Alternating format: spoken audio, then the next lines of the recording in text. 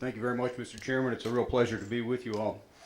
Uh, I'm a food microbiologist, and much of the work that I do is not just microbiology, but food safety in general. And so the focus of my presentation is going to be on food safety and what it's going to take, I think, in the future to ensure the safety of our foods.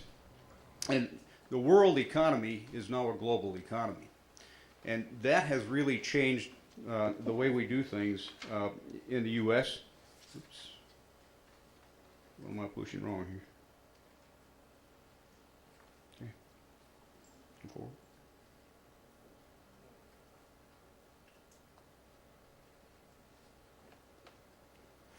In the U.S., in the year 2004, we began to import more food than we exported. And the U.S. used to be primarily a food export country. And it's continuing to grow.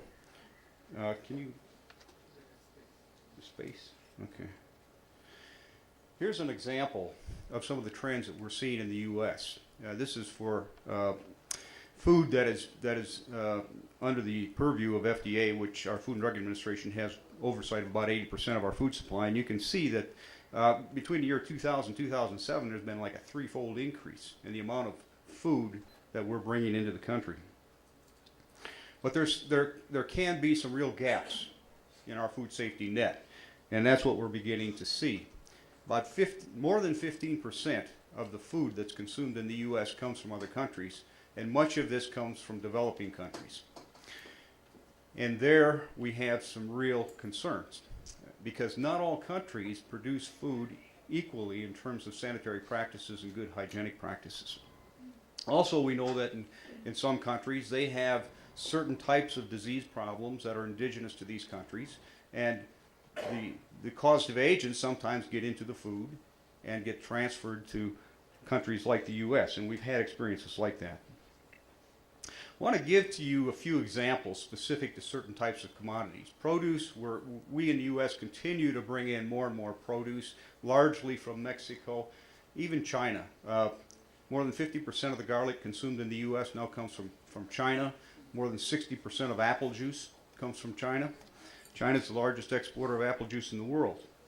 But in China and major parts of Southeast Asia, they use a century-old practice of using raw manure, raw human sewage and human waste, as well as raw manure, to fertilize soil. And without going through composting and other things like that, these harmful microbes that may be in the feces can be transferred to the produce. Also, we know that irrigation water can be a problem. In Mexico City, for example, more than 25 million people, 90% of the human waste that's generated in that city of more than 25 million people just goes directly into the rivers. And the rivers ultimately are used for irrigation purposes. Also, we know that in many countries there are problems with endemic diseases or carriage of harmful microbes that don't cause apparent diseases. Asymptomatic carriage, like norovirus and hepatitis A, has been a problem in Mexico. And the children will go out. It's culturally common for the children to go out to the fields with the parents and be there when they pick the green onions or whatever else they're harvesting in the fields. And we've had outbreaks of hepatitis A in the U.S. associated with green onions. And we think it's because the children go to the field, they defecate on the product, and ultimately it ends up in our food. Aquaculture is another issue. Aquaculture, it continues to grow, especially in Southeast Asia. And there again, raw sewage as well as untreated livestock waste is used directly in ponds to feed these shrimp, the tilapia, and other fish species. And about 50% of the world's aquaculture, as I understand it, is now, I should say, fish and seafood supply is now aquaculture.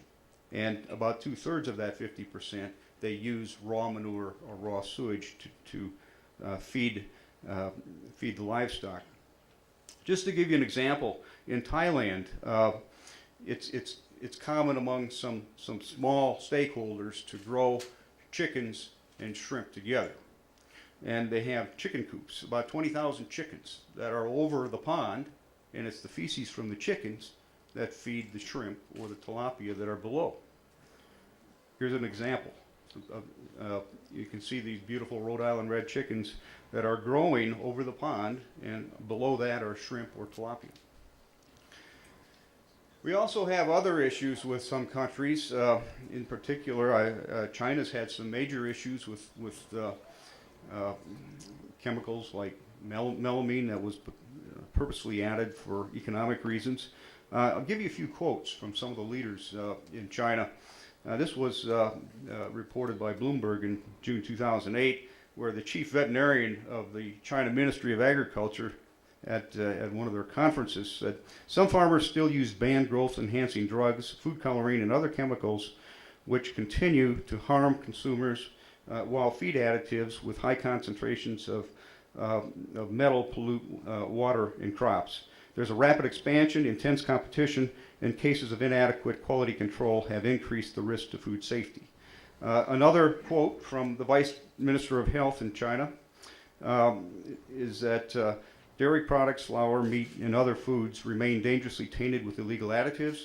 Some food, liquor makers continue to use banned additives, and high-tech lawmakers have challenged the oversight and administrative capacity of law enforcement agencies. He went on to say, some food businesses still lack a grasp of harmfulness and severity of illegal additives. Their commitment to correcting this is not high. Here's an example of some of the spices that have been recalled. Just a few concluding comments.